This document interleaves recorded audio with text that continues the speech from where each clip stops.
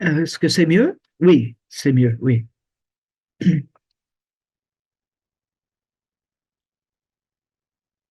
Je veux reconnaître que je suis situé sur le territoire non cédé des Wolastoqiyik, Mi'kmaq et Pescoto Muacate.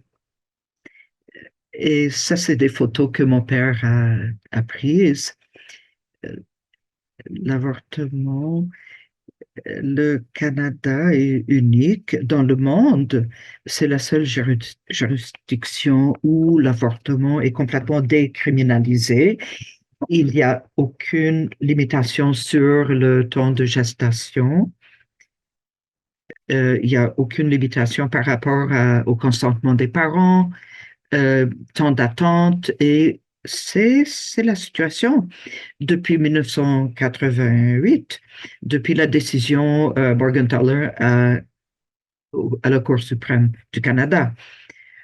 Ça, c'est la loi.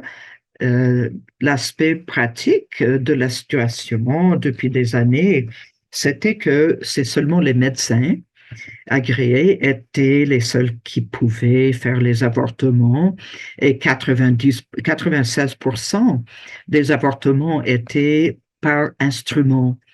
Et comme résultat, euh, c'était situé surtout dans les cliniques d'avortement et dans les hôpitaux, dans les centres, grands centres urbains, près de la frontière américaine. Et c'est pour ça qu'on n'avait pas eu l'approbation de l'avortement par médicament. Et on envoyait des personnes euh, aux États-Unis pour les patientes qui avaient une situation gestationnelle plus avancée. Euh, et on appelait le médecin et maintenant, il y a des raccourcis. Il y avait des barrières très évidentes qui persistaient, qui subsistaient. Mifepristone a été approuvé en France en 1988 et ça, c'est un médicament qui a été approuvé exclusivement pour l'avortement. On l'utilise en combinaison avec misoprostol et le mifepristone cause l'avortement et le misoprostol traite les crampes.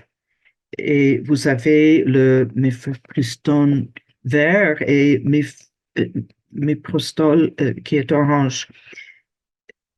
Et depuis 1988, pourquoi nous, au Canada, on a eu l'approbation en 2015?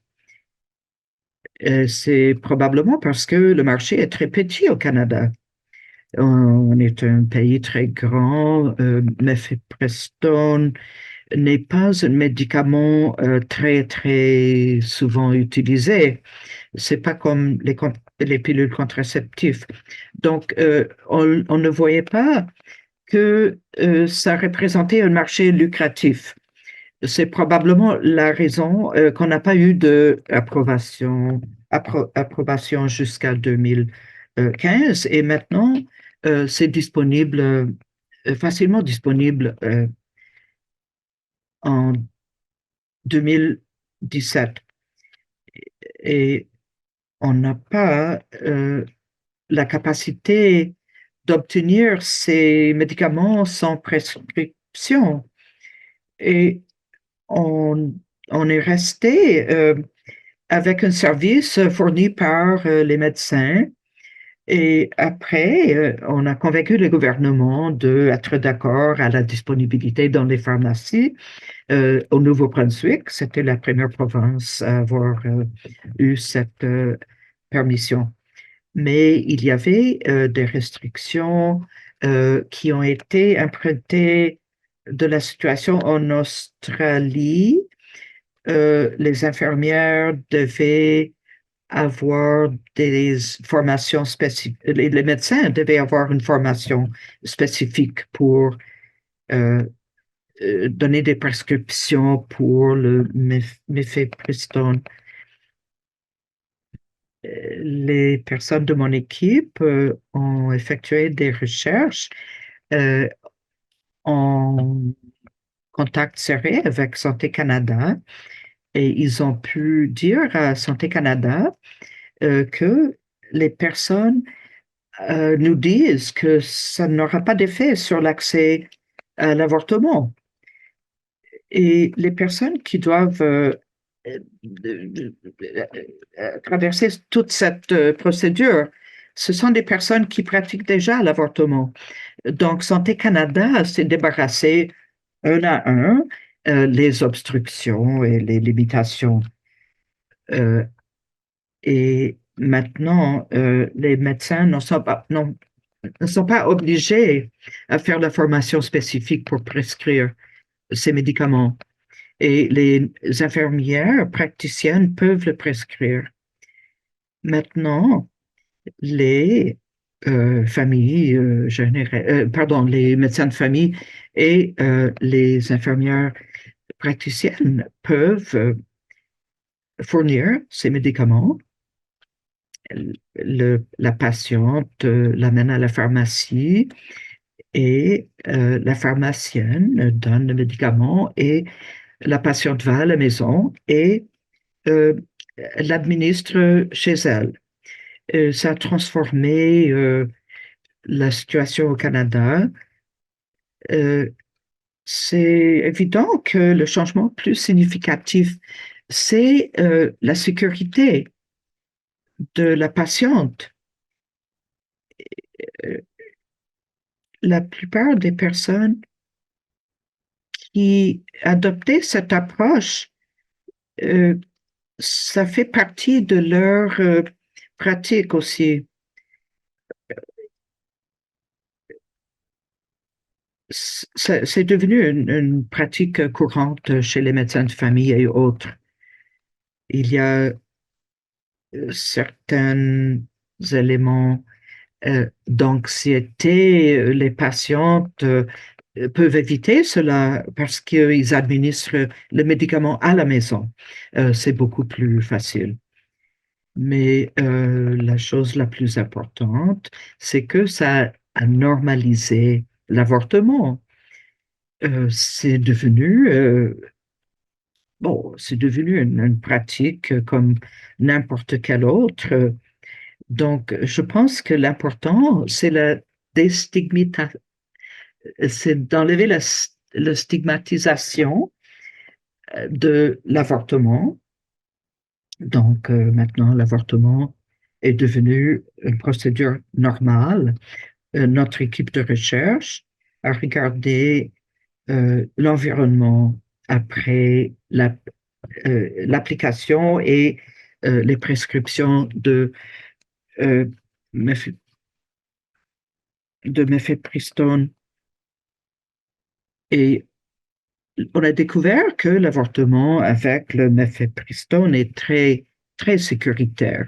Il n'y a pas d'événements adverses ou des complications plus qu'avant. Il y en a pas plus qu'avant l'accessibilité au mifepristone. En 2016, il y avait, comme j'ai dit, il y avait 96% des avortements étaient par instrument. Et en 2021, c'était seulement 63% par instrument. Donc, ça, l'autre 37%, ce sont les avortements par médicament. Et nous sommes en 2024 et je pense que ce sera moins de 50% aujourd'hui. Donc, le taux d'avortement n'a pas changé. Le taux de deuxième trimestre, des avortements de deuxième trimestre a décliné.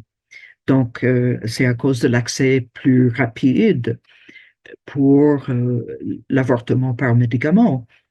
Et donc, l'avortement par mifepristone est en général plus sécuritaire, mais surtout au deuxième semestre. Et maintenant, les les infirmières praticiennes, vraiment, ce sont des vedettes dans cette évolution. On a vu que le nombre de fournisseurs de soins de santé d'avortement ont décliné. C'est à cause euh, de l'accès à la contraception et on a vu un déclin et après, on a vu une multiplication par 4 de avortements par année à cause de l'accès aux médicaments. Et on voit surtout, c'est dans les communautés rurales au Canada, on a eu une augmentation, ça a multiplié par 20 à cause de l'accès aux médicaments. Et maintenant, c'est une normalisation. Et on a vu aussi pour, on a, on a une augmentation d'avortements chez des personnes plus âgées. Et on a vu une évolution euh, et il y a une plus grande utilisation de ces médicaments des personnes euh, d'une plage d'âge un peu plus avancée. Et l'impact du euh, COVID a un peu été un bonus pour l'accès à l'avortement. Les gouvernements au Canada, fédéral et provincial, ils ont affirmé que l'avortement est un aspect essentiel des soins de santé. En Nouvelle-Écosse, euh, la santé de Nouvelle-Écosse, on, on a émis des énoncés qui disaient à quel point que nous, qui fournissions les avortements, faisions une partie essentielle des soins de santé dans la province. Donc, on a vu que l'attitude a changé. Et l'autre chose qui est arrivée pendant le COVID, c'était la normalisation de la médecine télématique pour la médication pour l'avortement. Il n'y avait plus besoin de rendez-vous en personne. Il y a un algorithme, on n'a pas besoin de tests de santé, on n'a pas besoin de ultrason. On parle avec un fournisseur au téléphone, ils vont envoyer un fax à votre pharmacie et c'est tout. Donc ça, c'est un changement remarquable pour les patientes. Euh, j'ai euh, euh, j'ai inclus le lien ici euh, qui vous explique la procédure euh, qui n'inclut pas nécessairement l'ultrason ou le test de sang. Et en général, l'accès est amélioré énormément. Et en 2015, en Nouveau-Brunswick, New Brunswick a éliminé le besoin de référence. Avant, on avait besoin de 2 médecins qui disait que la patiente avait besoin de faire un avortement parce qu'elle avait des problèmes de santé mentale. En 2015, ça a été éliminé. En 2017, l'île de Prince-Édouard a ouvert une clinique merveilleuse, vraiment très, très de haute gamme pour les avortements. Et en Nouvelle-Écosse, on peut appeler n'importe où à la province. En fait, toutes les provinces ont une trajectoire auto-référence pour avoir accès à l'avortement, aux médicaments. Il y a des numéros que vous voyez en Colombie-Britannique, en Nouvelle-Écosse, en Nouveau-Brunswick et au Manitoba. Et donc, vous avez cette information si vous en avez besoin. Et je peux répondre à vos questions. Je dirais que c'était le